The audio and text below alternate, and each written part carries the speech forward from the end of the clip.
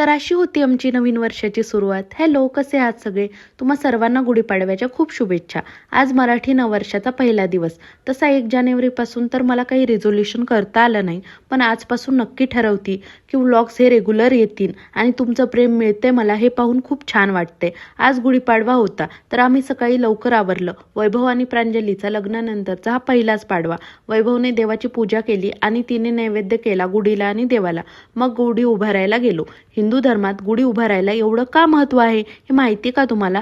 तर प्रभू रामचंद्र वनवासातून अयोध्येला परत आले तेव्हा त्यांचे स्वागत लोकांनी गुढी उभारून केले होते. गुढीमुळे घरात सकारात्मक ऊर्जा येते आणि नवीन वर्षात आनंदाची सुरुवात होते असं म्हणतात. अजून ह्या मागचं महत्त्व तुम्हाला माहिती असेल तर कमेंट्समध्ये नक्की कळवा. त्यानंतर आपल्या महाराष्ट्रीयन लोकांचा हा वर्षाचा पहिला सण असतो आणि त्यात साडी नाही नेसली असं होईल का बरं? मग आम्ही साडी नेसून मनसोक्त फोटो काढले.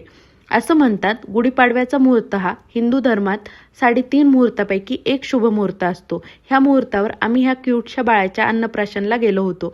त्यात डेकोरेशन त्यांनी खूप छान केलं होतं आणि राघवनेही त्या बाळाच्या झोक्यात बसून घ्यायची हौस पूर्ण केली. तिकडून यायला आम्हाला संध्याकाळ झाली होती. मग घरी आलो, गुढीला हळद कुंकू अक्षदा वाहिल्या आणि हे नवीन वर्ष आम्हाला सुख समृद्धी आणि समाधानाचं जावो अशी प्रार्थना केली आणि गुढीला नमस्कार करून गुढी उतरवली. तर असा होता आमचा गुढीपाडव्याचा दिवस. तुमचा कसा होता कमेंट्समध्ये कळवा. तर आजसाठी एवढंच. Okay, bye.